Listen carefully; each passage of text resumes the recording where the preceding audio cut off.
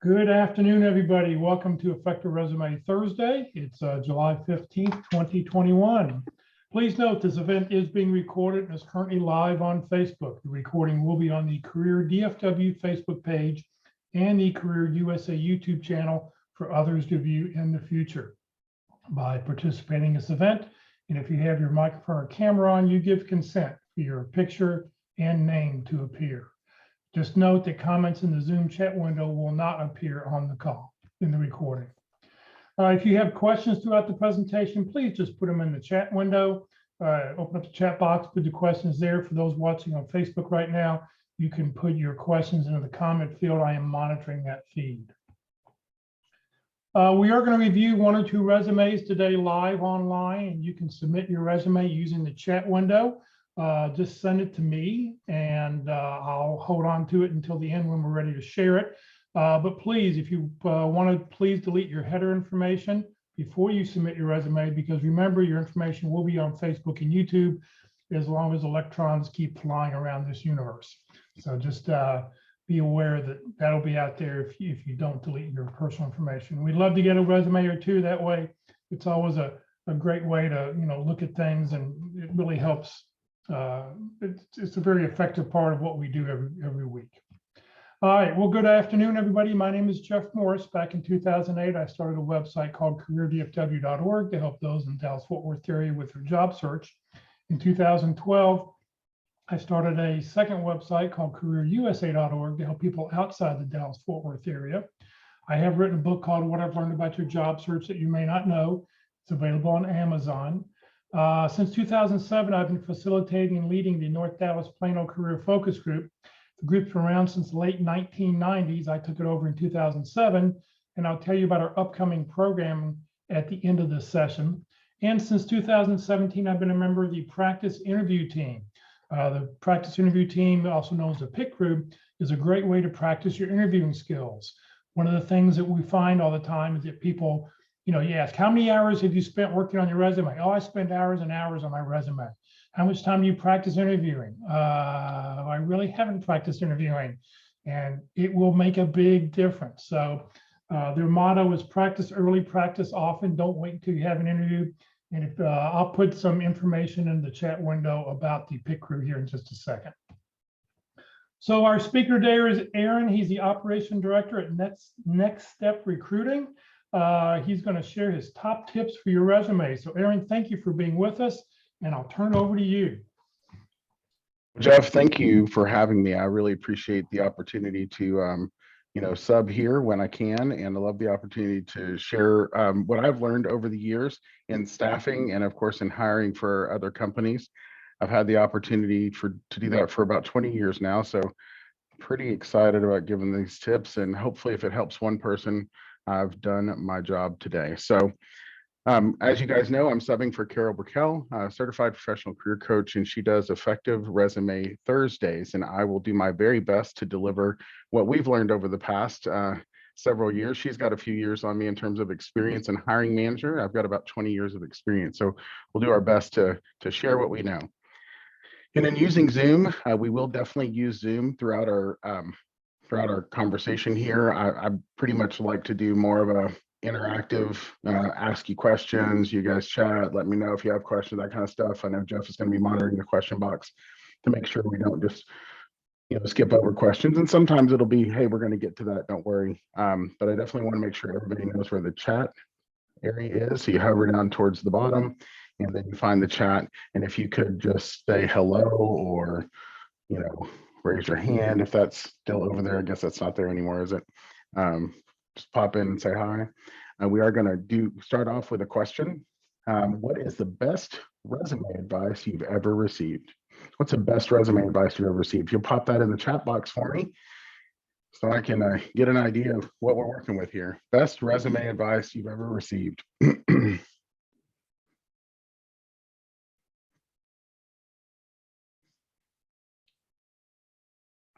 So Aaron, while they're answering that question for you, on average, how many resumes do you see a day? Lately, it's been about 150 personally that I'm going through, and I do recruiting part-time. My team, who does recruiting actively all day long, is probably closer to 200 to 300 active resumes on top of interviews that they do. Wow. Okay. I just, because, as I was promoting this all week and telling people you're going to be here, is that you see hundreds of resumes on a daily basis, and you can really quickly go, yes, yes, no. And Yeah.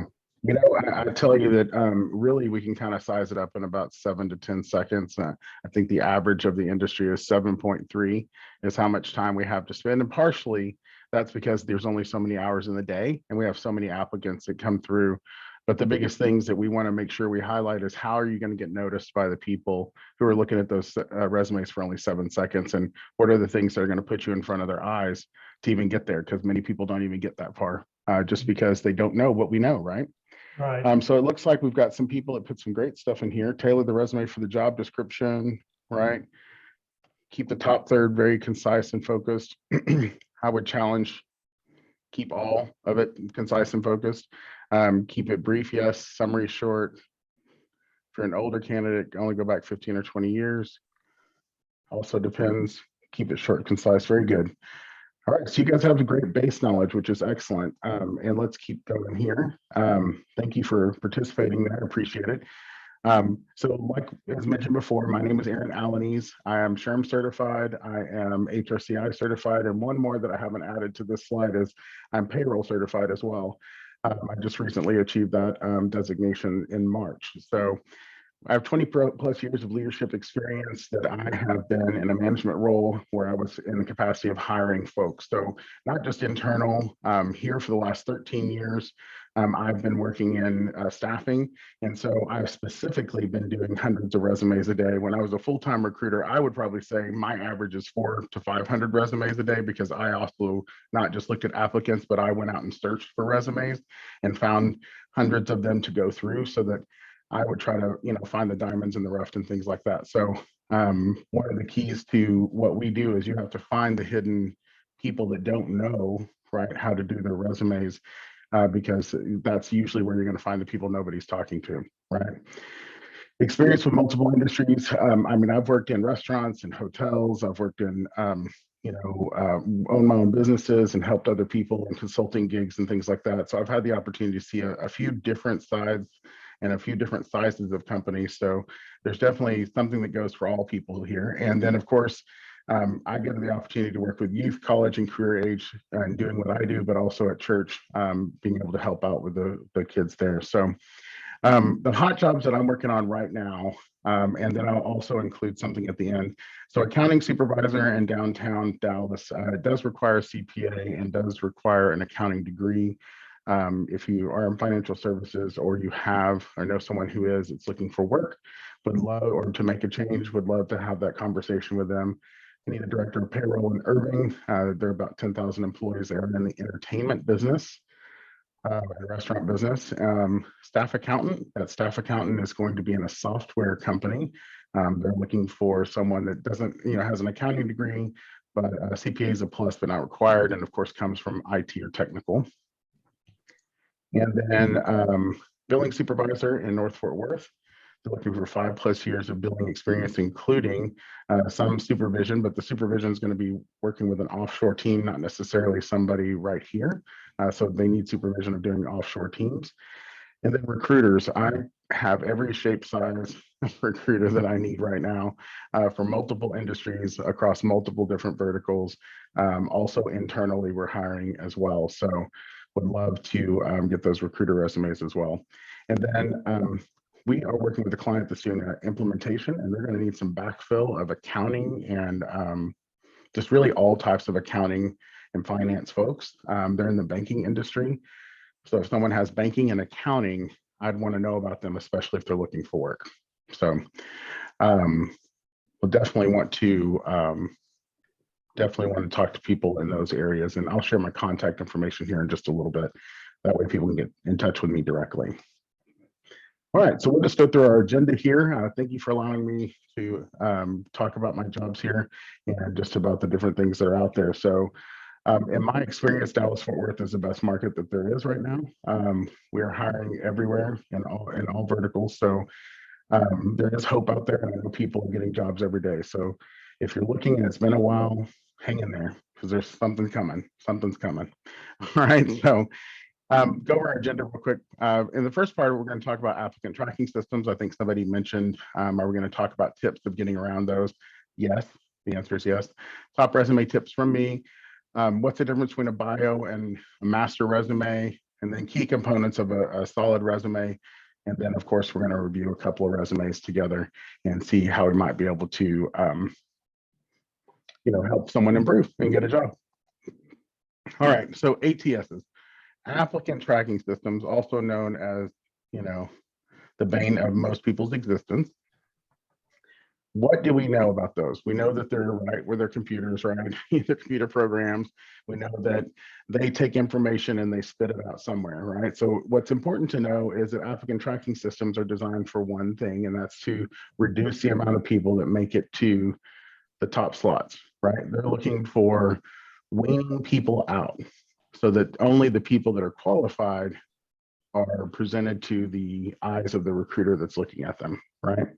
Now, we have a couple of different things that are going on with an applicant tracking system. You have the job order that's put in by HR, right? But you have the keywords that might be put in by someone that knows the job, but might not know the job, right? So you really have to go by the job description so that you will be able to be seen on the front line, right? So as you get there, you want to make sure that your information is parsed into the system, right? Does anybody know what parsing means? I'm sure most people know by now. It's not a new term anymore, but does anybody know what parsing means? If you do, can you pop it in the chat box there? A lot of people like to use special characters and fancy resumes to put into these ATSs. Please don't use those. Special characters and special formatting just completely confuses the ATS. While we may be able to put people in outer space and put them on the moon, we cannot create software that can get around the special formatting. So it's not something that's part of their design, and it will completely confuse that ATS and will kick your resume out. Might even put information in the wrong place, and so the keyword search never even had a chance. And of course, don't use the header section in MS Word because it won't read it.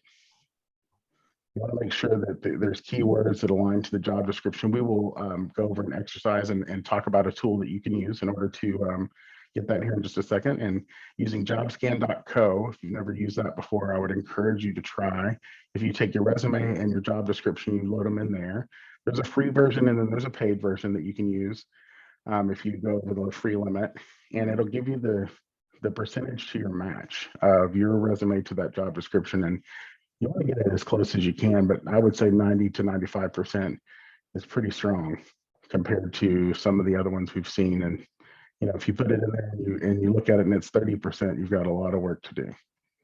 So it looks like parsing, we didn't have an answer for that, but parsing is where you load your resume or you load the information in there and then automatically puts it in places. And if you've ever noticed where sometimes you do that and maybe you're doing an application for who knows, for whatever, maybe not just a job, but you've loaded it in even for work, right? You put in an invoice and you're trying to get it to the accounting system, see it, it's parsing the information off of the document. And sometimes it gets it wrong, right? So it's important for you to double check the applicant tracking system that you parse it in there when you parse your resume so that you can go through and make sure that the information is accurate, right? Your contact information is there. And it's important to make sure that it transpired the numbers, right? That it doesn't look crazy where your work history is all jumbled, because lots of times when people use the tool on Indeed to parse their resume into Indeed, the job board, it confuses somehow because of the formatting. It will confuse it and it will put things in the wrong order. It's all still there, it's just in the wrong order. So you'd also want to make sure that when you fill out in job boards or in any place where you parse or you load your resume in, that it's all in there correctly. That's why it's also recommended that you use your resume as an attachment. And that if you're going to use a cover letter, which there's some mixed reviews on that, cover letters, I believe personally as a recruiter, if it's there, it better be well written, but I rarely, if ever, read them unless it's a writing job. So anybody have any questions about this piece? Cover letters, making your resume as an attachment versus not. Alan, Any I have a questions? question. Sure. For the resume sent as attachment, we shall use Microsoft Word or PDF file. Usually those are both treated equally with inside applicant tracking systems. The technology has evolved quite a bit. I would think the simplest form would be Microsoft Word, but a PDF should also work as well, just as well. So you see there's no difference for ATS to scan the resume, whether it's Microsoft Word or the PDF file? There should not be a difference if it is a major applicant tracking system like iCIMS, Workday, SAP. If it's one of the major ones, it should not have any issues with either or those formats. Now, having said that, you may have a special formatting, you may have a special font, you may have something that might throw it off. I can't guarantee that part. I'm just saying, in general, the conversation about a Microsoft document and Microsoft Word or PDF, they should equally be treated in the software.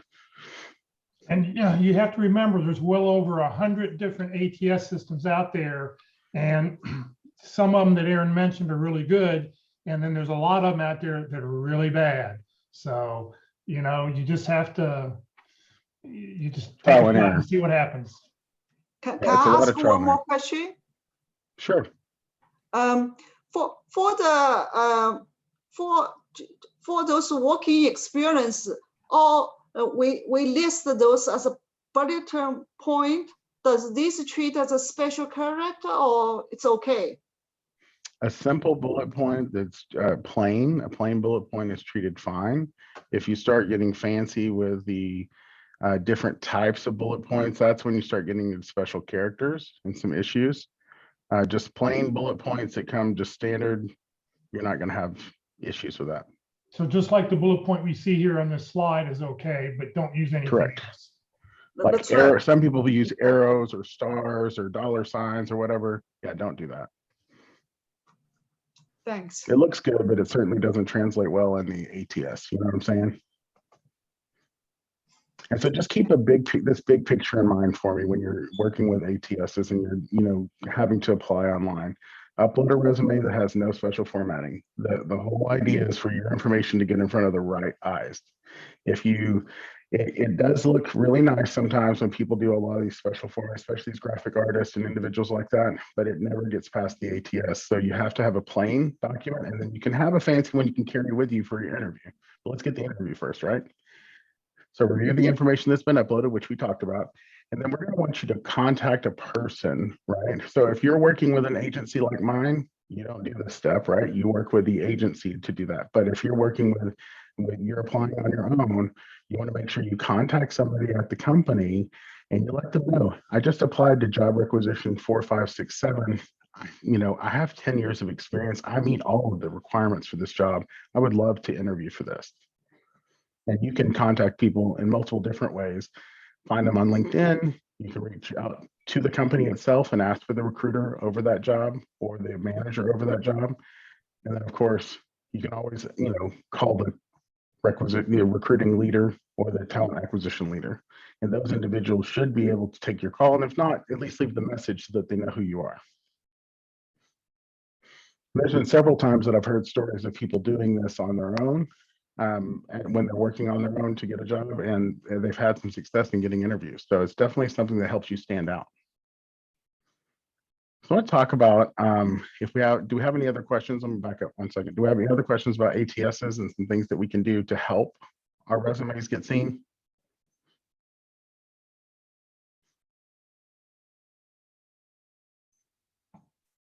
Okay. And some of the other things might answer, we might answer some further questions as we go here. So I have one more question. Sure, go ahead. If I'm interested in more than one job for same company, the job title is a little bit different, like a 3 position I'm interested in one company. So do I need to have 3 resumes or just 1 resume? My advice is you tailor each resume. Each application should have a tailored resume for it. So if the job is similar but different title, okay, then you have the same resume. But if you have, let's say your experience covers accounting and finance, but there's both a finance job and an accounting job, well, you want to highlight finance on the finance job and you want to highlight your accounting on the accounting job. Doesn't mean you can't do both. It just means that I'm just showcasing these skills so that I can get seen versus the other. And we'll talk some more about that as we go. So keep the resume tailored to the job and related responsibilities. Again, if you're a finance person and you have accounting skills, but you're applying to an accounting job, highlight your accounting skills so that you can get the conversation going. Because maybe they have some extra duties in finance that they could give you and keep you interested, right? But they won't even know about those because they will never talk to you if you don't give them the right information so that you can get seen. Utilize keywords for the posted job description. I can't emphasize that enough. So if you think about when you go to Google and you're searching for whatever service, let's just think about whatever you searched for last on Google. Did you ever make it to the second page? I very rarely make it, if I'm honest with myself, past the third choice. I usually talk to one of the top three and I'm done. It works very similar, right, with ATSs. So if I'm the recruiter in a corporate situation, I'm going and I'm sitting and I'm looking at the people who have applied to my job rec, and I'm going based on what the ATS recommends, based on the keywords I put in the job rec whenever it comes across. And if your resume has it, it's going to match just like a Google search. Based on that is how you're going to get seen on the first 10, 25 resumes. Past 25, guaranteed, most people don't make it past that because they found probably 3 to 5 candidates in that top 25 that are interested, will interview, and they'll start with those before they go to the next. And it's all a matter of time, right? It's all a matter of there's only so many hours in the day. It's not that you're not necessarily qualified, but you can't be showcased because you have to make sure that you're utilizing the keyword conversation here. I mean, the keyword idea here. Don't write an objective. My opinion, it's an ineffective use of space. And with the real estate is so important in the very top, objectives are outdated. I'm not real sure who actually came up with that idea. I remember my very first resume critique that happened, and it was on my personal resume. They told me, why do I care what you want to do? I want to know if you want to do what I want you to do. I was like, oh, I never really quite kind of thought about that, right? If I'm applying for a job, clearly I want to do that job. I'm just reiterating in that objective something that's obvious, right? So they're saying to use that space, right, to talk about what you've done, highlight something that is increased revenue, saved money, created efficiencies. If it's a sales job, you want to put how far over sales targets were you, how many times did you hit your sales goals, that type of stuff. Then, of course, use concise and effective words, and always, always, always double check your grammar, spelling, and spacing. Those things will get people knocked out of jobs more than you think. All right. Do I have any questions on this resume tips? Let's see, it says, where would you recommend adding hard or soft skills? It depends. It depends. And let's see if we don't answer that in the next couple. And if we don't, then I'll come back to it. All right. So we have resumes and one-page bios. Let's talk about the difference in the two and what a resume's purpose is versus a bio, a one-page bio would be. So resumes typically signal that you're looking for a job, right? If I posted my resume next to my profile in LinkedIn, people would automatically assume I'm looking for a job. If I posted my bio, they might think that I'm looking for speaking engagements, looking for opportunities to network, that type of thing. So think about your bio is more of a networking tool and your resume is more of a give me a job tool, if that makes sense. And then, of course, a resume focuses on your work history and the details that are there, right? And the credentials. And in terms of a bio, it's just kind of a brief summary like, 10 years as a hiring manager, won multiple awards doing whatever, that kind of thing, major accomplishments, expertise, you know, that type of thing.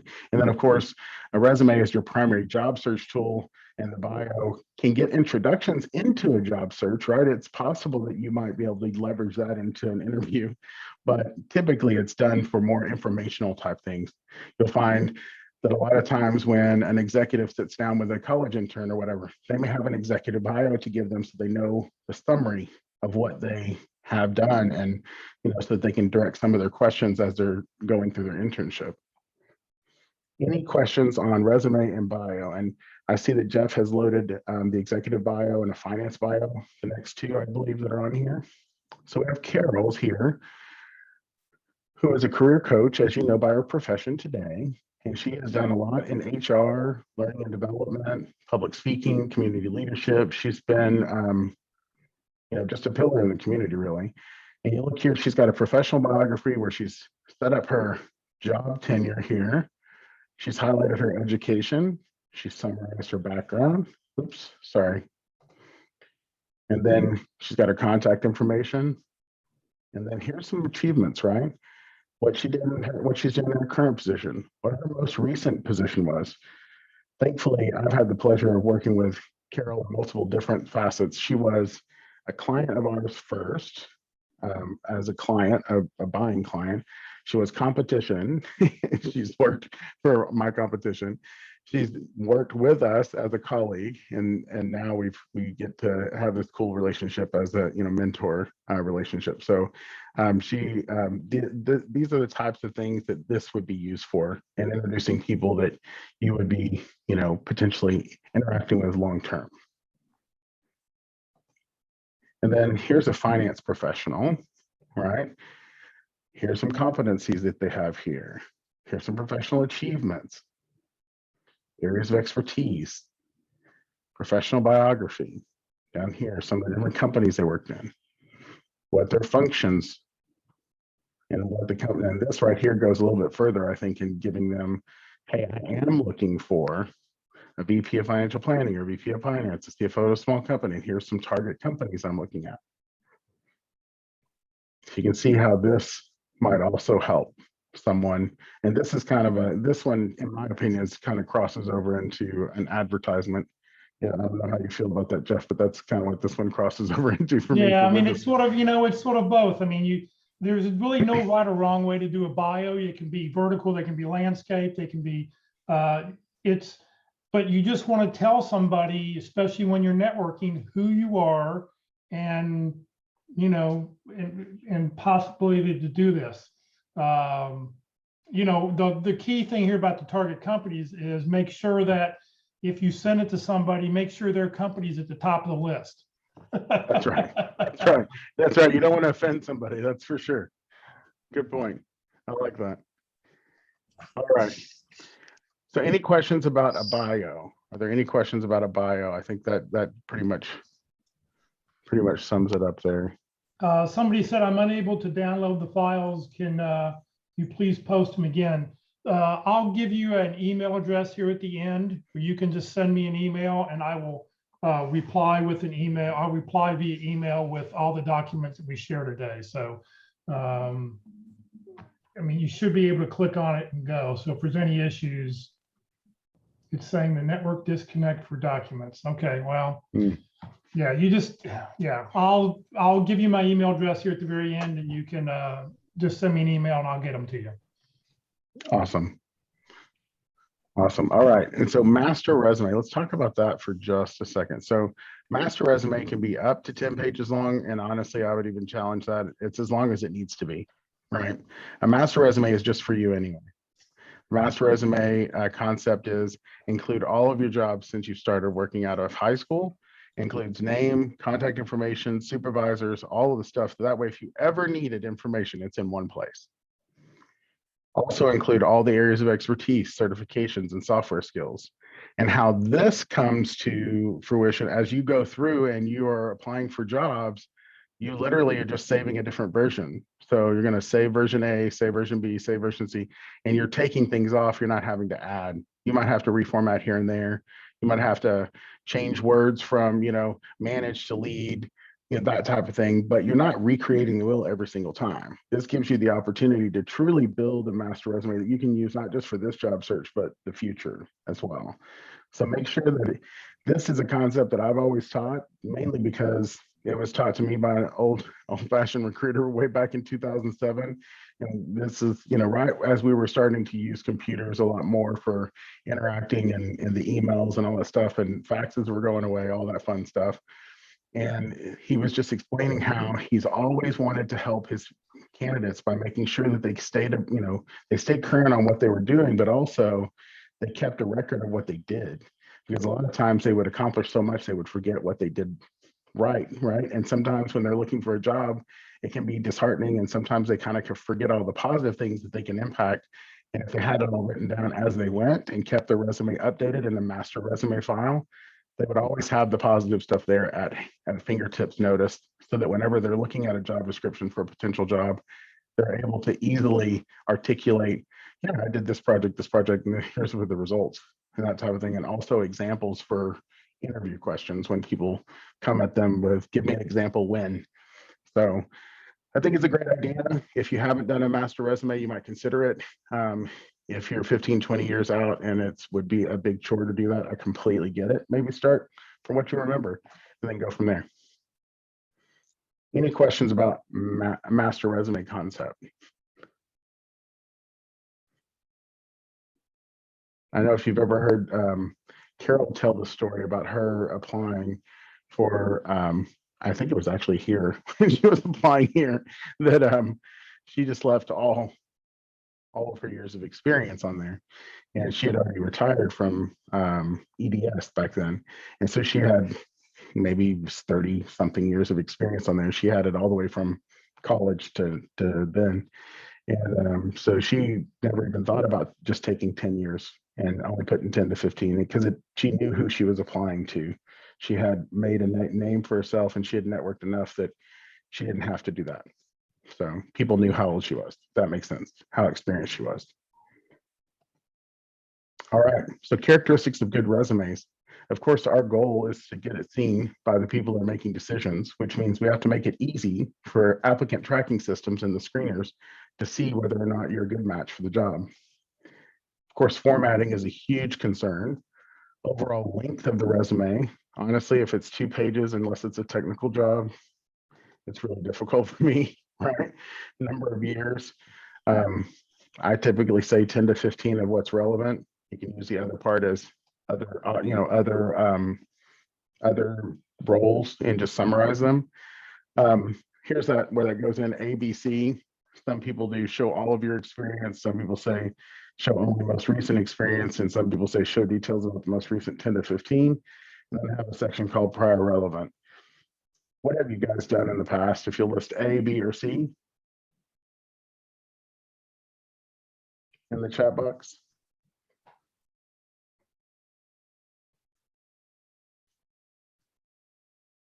Yeah, there's always complete. I mean, you can talk to really 3 different people and you're going to get 6 different answers, right? On this one, like what's the most effective?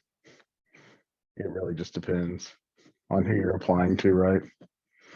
I think C is the most effective, but that's yeah, I think the reason, I mean, Carol talks about the reason she likes C so much is that she's interviewed candidates and they talk about something and she goes, wait a second, this isn't on your resume. Oh, well, I did that 20 years ago. Well, it's then confusing for the interviewer when you don't list, oh yeah, well, here's a job, you know, just a job title and a company. You don't have to list any dates, but you just list a job title and a company, which then, you know, sort of quantifies or qualifies what you do. It does help bring some credibility to it. You're not just reaching out there, right? Like I said, I think it's important to put what's important about the job that you're applying for. And she's right. There's many times when you see that. That's why I think C is the best option, but. And please use the term prior relevant experience, because I've seen on some resumes, other experience or something. When you say other experience, does that mean you're doing double jobs at one time? But when you see prior relevant experience, I think those are that really terminology wise looks the best and says Yeah. what it means. Yeah, and it's short, concise, and to the point, right? It's exactly what, like you said, it says what it means, and it doesn't leave room for interpretation. All right, so components of a resume. There's a heading, a summary, key accomplishments, which we would consider optional. If you have an objective, that's where I would put my key accomplishments. Professional experience, previous relevant experience, or prior relevant experience. And of course, that's optional as well. Education and software skills. Now, somebody asked about soft or hard skills here. So I personally don't put soft skills on a resume because I don't feel like a piece of paper is what's going to communicate that, right? Everyone's a team player, right? On paper, everyone's got great interpersonal skills until you talk to them.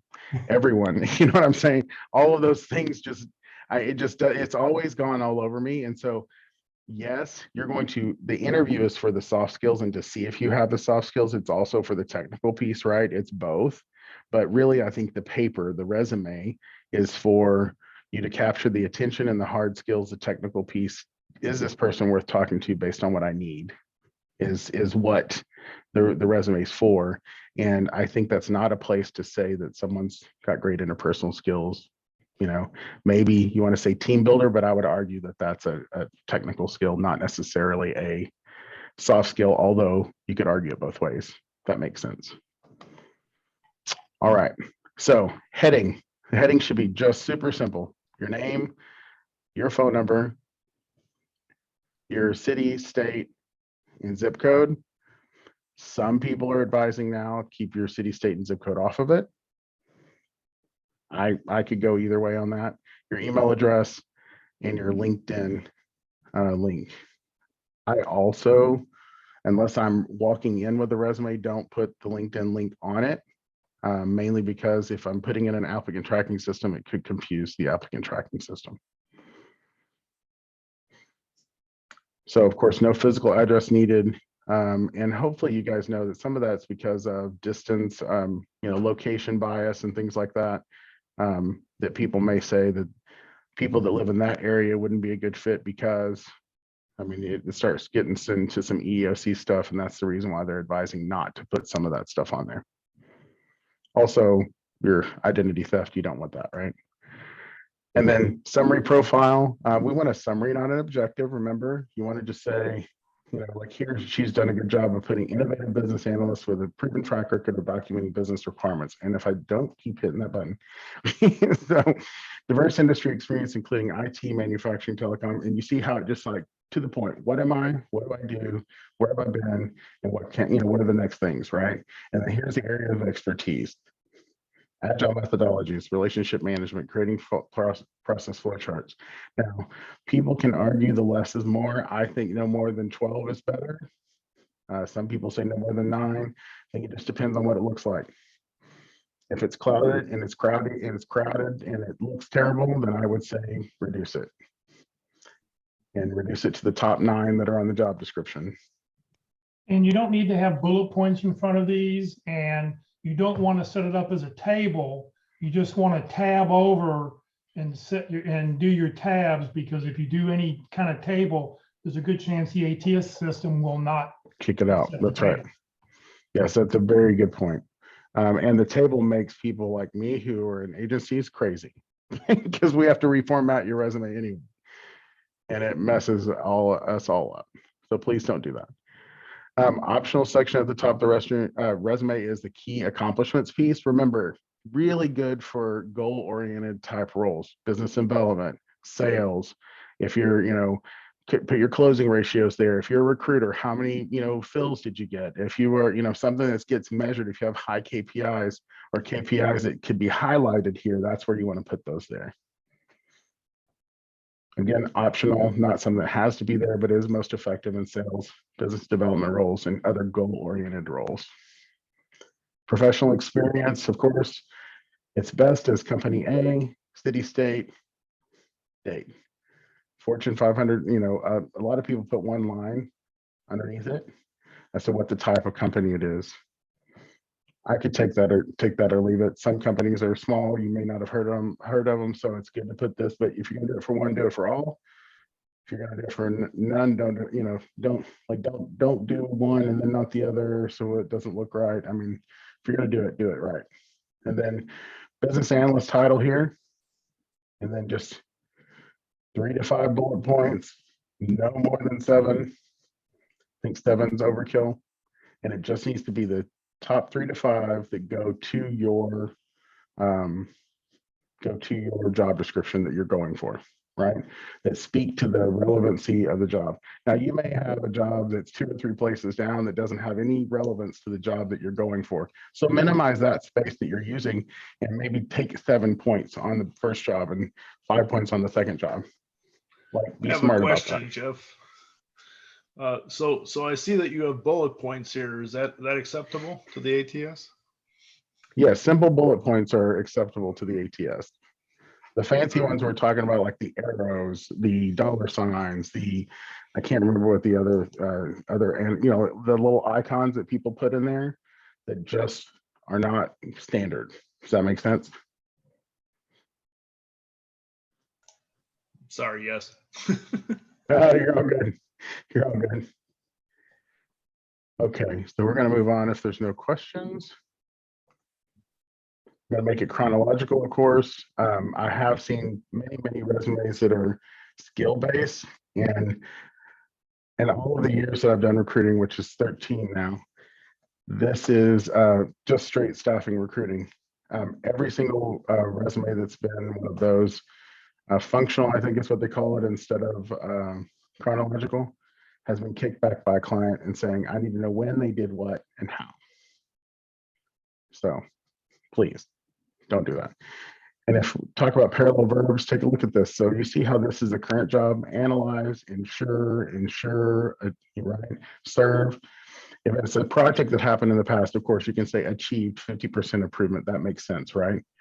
But here, previous job: engaged, translated, reduced, facilitated, saved. It is very important that these are correct, because this is grammatically incorrect if it's done in present tense down here as well. And I have seen people literally lose jobs because they did not put this in the past tense. So it's not worth it. Just make it right for the first time. Include a 1-line description of the company, of course, we talked about that, and limit the number of job bullets. No more than 7. 5 is a good target, but 3 is better. Focus on results. Play the so what game. This is the pretty cool one of the things she's come up with. The original text said, guided next phase of brand evolution for multimedia artists and managed film production and publishing. Yeah, it's pretty simple. It says what they did, right? But who cares? Other people have done it, right? So what? They increased business opportunities, which led to 10 new commissions for the client. So the client got 10 new jobs just because they managed this piece. So here's some enhanced text. Increased business opportunities, including 10 new commissions for client based on developing a full social media and PR strategy. Now, what's going to get somebody's attention? We both know it's the last one, right? It's something Results sell. You need to have results. Yep, results, and results is what sells. And after all, you're trying to sell someone on having a conversation with you about the job they're applying to. All right, so multiple roles at a company. I've seen all kinds of things in my time. So this is the best practice. This is the one that's most accepted. And this is the one that the ATS will realize. And it will treat it as one job rather than multiple jobs or one company. Because a lot of times, if you have it formatted with inline, like separate jobs, then what you'll have is the ATS will show that, and then it'll show that your average tenure is, in this scenario, it would say 2 years, and it's actually 4. Yeah. That was one of the questions in the chat. How do you, if you're in the same company for 30 years but in different roles, this is what you'd want to do. Exactly like this. And you want to start with, maybe you might consider doing previous roles and list everything before 15 years, unless what you're applying for is relevant. what you did, 20 years ago. Because some places, when you're applying to some places, they expect, especially if it's a technology firm, and let's say in one of my clients, they want somebody with 20 years of experience in banking. I'm like, come on, seriously. It's like 20 years of experience in banking. I mean, they started whenever there was an abacus, right? Just kidding. So, I mean, I was like, how are they going to have gone into the technology side? But you'd be surprised, there's actually plenty of people that started doing the teller job and moved into different roles and all the way up, and 20 years later they're in the IT area. It's kind of cool, actually. So I made fun of them at first, but it's definitely for sure a thing. So, but you can show your progression through this, and it does show longevity, shows that you had opportunities and you took advantage of them. So the other question here is how do you indicate a former employer who's no longer in business? So what I have seen is literally, I put employer went, out of business right next to it in small parentheses. Is that If a even company, important to do? I don't think so. I think it's more of a question to answer, right? Because somebody might already know they're out of business. I mean, it doesn't really matter on a resume per se. It's more like when you're in person and they might say something and ask you, well, could I call that person? You say, yes, you can call the person, or depending on what the situation is, right? But they're not at that company anymore. They went out of business. And then you can just give that to somebody else. Now, if somebody's been acquired, you can say acquired by or formerly known as, and there's a couple of different ways that you can do that. And I don't know if she's got that in. I don't think that's still in here for this time. I think she took it out this time, so sorry. But I will make sure. So the way it would look,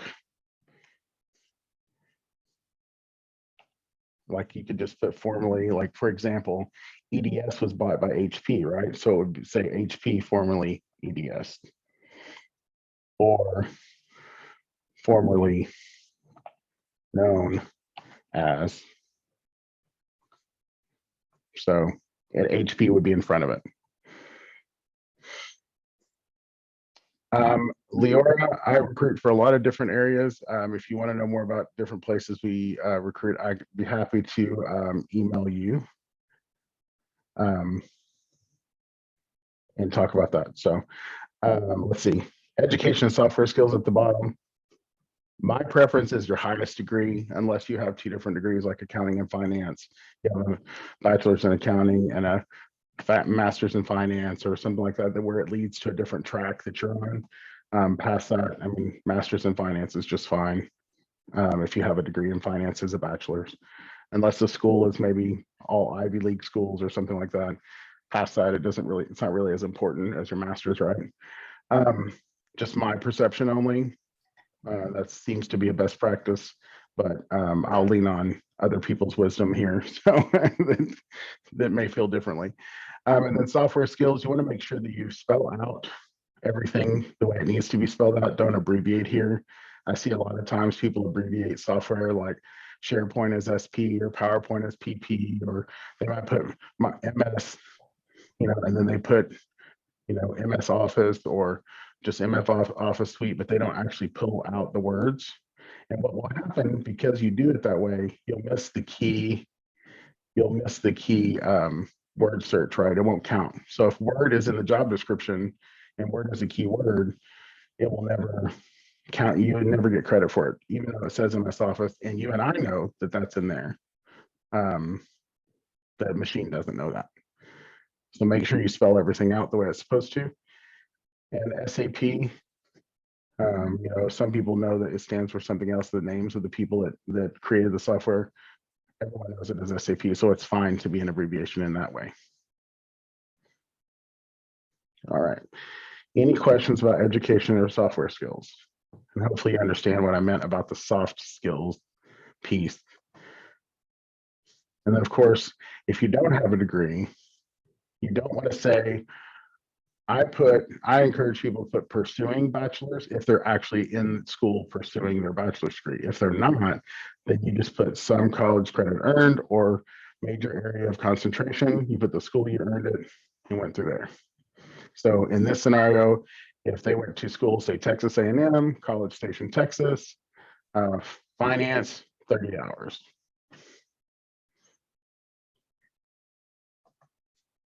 All right, so aligning your resume to a job description. If you took your job description and you spent a few minutes with it, you could really probably pick out the keywords, right? And as you look here, Jeff is annotating for us. You see how innovative is on the job description. It's also on the resume. Improved process on the job description, also on the resume. If you look over here on the left, yep, agile is on the job description, also on the resume a couple times, right? Scrum, same thing. If you look at, it talks about flowcharts, talks about Visual Studio, the software is there. As you can see, they made a key point to put both keywords as they use them, right? And gathering requirements might be something that you have on your resume, but if the company says gathering business requirements or says business requirements, make sure business requirements on that. Even though you and I know that they're the same, most ATSs don't have semantic search. So it doesn't know that gathering requirements means the same as gathering business requirements, right? That's more of a higher tech, higher quality ATS that would do that. All right, does that make sense there? All right, any questions about aligning your resume to a job description? Spending 5 to 10 minutes with this, I promise, will be well worth your time, making sure that these things are done. So we are to the official question area. If there are no questions on this part, then we can. If anybody, nobody sent me a resume, if anybody would like to send me a resume for us to analyze and look online, you're welcome to send it to me via the chat feature. If you want to remove your personal information on top, that's great, because this will be on Facebook and YouTube. Or we can just open this up to questions we have for Aaron. I have a question. Hey, go Sure. ahead. For the job application, I send out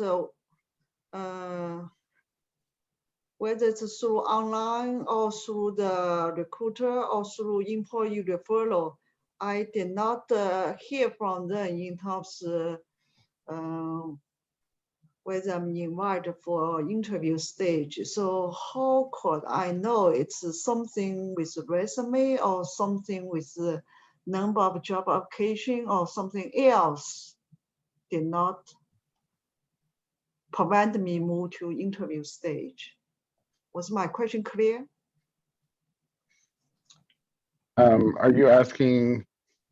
Are you asking if how you will determine why you did not get moved to the interview stage? Is that what you asked? That's right. That's right. Okay. Well, unfortunately, without hearing directly from them, we wouldn't be able to know that, right? Many times it's just they feel like you're not a fit, right? And for whatever reason, it's not something, because I'm not a part of that job search, I don't know. But I have seen it be, it can be the resume, it can be, can be a lot of different things. But I think sometimes it would be situational, right? So I wouldn't be able to advise on how you're going to be able to tell, other than trying different resume styles. And if you get one that gets you all the way to the interview process, then stick with that one. Is there something you can suggest? Because for me, when I have no feedback, Well, the best, Sophia, I mean, what I would recommend, if you're getting those initial phone calls because people like what's on your resume, but then you go to the interview and you're not proceeding into the interview, you need to practice your interviewing skills, and you need to reach out to the pit crew and practice and have them do some sample interviews with you, because that will help you and they will guide you and you'll get that kind of feedback. You're not going to get feedback from a company why they didn't hire you. That's not going to happen. They're just going to say, sorry, we've picked somebody else. So if you're getting those initial phone calls, that means your resume is working. The next step is you need to practice your interview skills. Agreed. Jeff, that was not my question. My question is that I was not invited for interview, whether it's phone or it's Zoom or in person. So at this stage, I'm trying to identify it's a resume problem or it's the number of application I submit or it's the type of job I'm applying. I'm trying to identify Yeah, I think so I that can is get a move to next stage interview. gotcha. Okay. But why you have Um, no feedback? This part I'm just was Yeah, I wondering think whether it's that my resume problem or other if you're not getting issues. calls, it could be a resume problem. If you're not getting calls and the types of jobs, it can be that. So my recommendation is to try to book some time with Carol and have her look at your specific situation and be able to help. You know, she's going to be able to help you, or another. It could be any coach, any career coach, and really dig into what are the types of interviews that you're getting. I mean, the types of jobs that you're applying to on your resume and seeing if there's a match and that type of thing. That's what Carol does one-on-one, right? And so I would highly recommend sitting with her or sitting with someone like her who can really dig into those details and help you.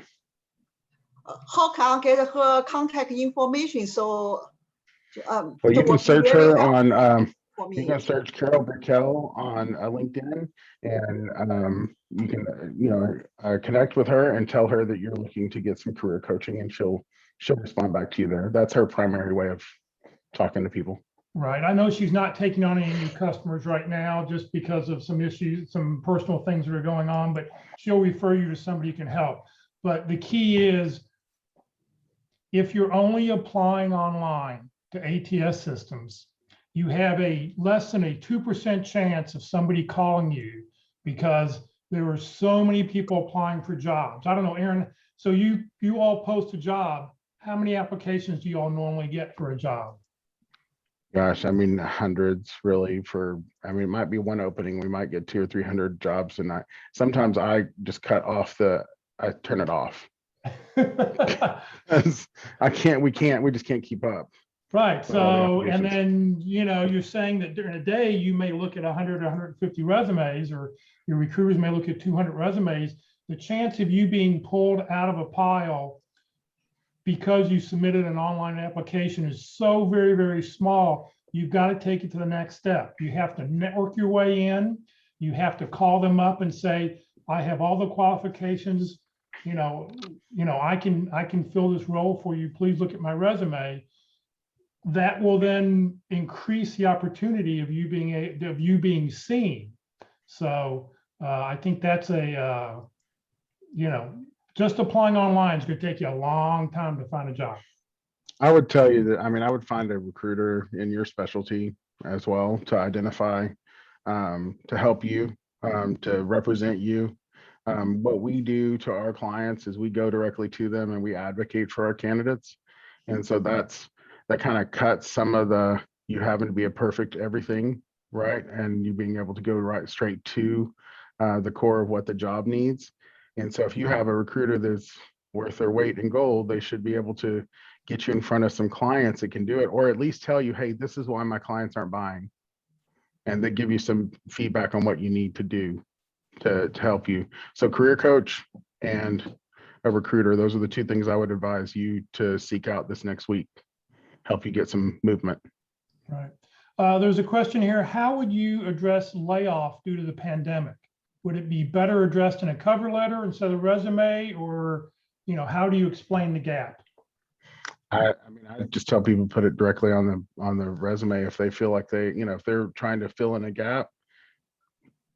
Like, so let's say early in 2020, they got laid off, right? Well, what I like to see is during the period of layoff time, what volunteer work, what did they do to keep themselves busy and engaged in the community? How did you keep your skills sharp?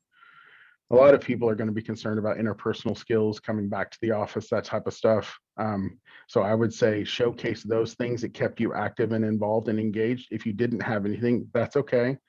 A lot of people didn't, right? Because there was a lot of time in there that people were really struggling. And I think it continues today even. And so just do your best to explain the time off. If you research things, if you were looking for work, just put looking for employment and work through it. I find the best way to handle those things are just head on. There's no everyone knows there was a pandemic. That's not a secret, right? So I think you'll be just fine putting off for the pandemic and move on.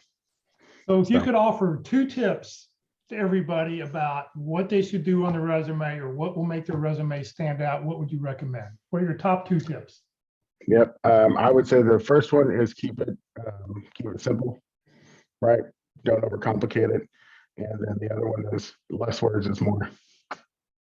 Okay, less is more. Very good. Well, Aaron, thank you very much for your time. Great information. As always, thank you for filling in for Carol today. Really, really appreciate it. Absolutely. So if you'd like to reach out to Aaron, we put his email address and his LinkedIn profiles in the chat window there. Next week, Carol's also going to be off again next week. So next week, we're going to have Tony Bashera, who's the owner and president of Babbage & Associate, another big recruiting firm, I guess one of NextStep's competitions. He'll be talking about the top 10 big mistakes in resume writing. So join us again next Thursday. Whoops, let's see here, get the slides to move correctly. Oh, here we go. I didn't have the right slide up. Sorry about that. So Tony Bashir will be with us next Thursday at 1 o'clock. If you need to get the sample T cover letter, the 1-page bio, any of the things, just send me an email at resume@careerdfw.org. Resume@careerdfw.org. Let me know what you want, and I will get it to you. It may not be today, it may be tomorrow or Saturday, but I will get you those documents that you can go through and modify. Career DFW and Career USA, we're putting on training 5 days a week. As we mentioned, this Friday at the North Dallas Plano Career Focus Group tomorrow morning, simplifying the job search through trust. And trust stands for 5 different topics, which is what our speaker is going to talk about tomorrow. A very interesting presentation. I saw this about 2-3 months ago from a group up in Philadelphia, and I invited him to speak with us tomorrow morning. So that'll be tomorrow morning at 9:30. Tomorrow afternoon, Women of Wisdom will be meeting. They are meeting at a special time. They'll be meeting at noon Central instead of 1 p.m. as it says here on the slide. If you're interested and you want to be invited, number 1, you have to be a woman. But number 2, send an email to WOW@careerdfw.org. WOW@careerdfw.org, and they will send you the link for tomorrow's meeting. Next Monday, we'll have a Networking Monday seminar. We'll have a speaker talking about networking at 1 o'clock Central. On Tuesday, we do LinkedIn every Tuesday. How to use LinkedIn for job hunting, strategies to get results. That'll be with Locke Alderson. And then next Wednesday for our interview session, we'll be on session number 12 of 13, how to deal with difficult interviewers, difficult questions, and how to cultivate confidence, when you're doing this. So you can join us next Wednesday for that. And then, like I said, next Thursday for Effective Resume Thursday, top 10 big mistakes of resume writing with our special guest speaker, Tony Bashera. This session has been recorded. It will be on the Career DFW Facebook page and the Career USA YouTube channel. It'll be up on YouTube in just a couple hours.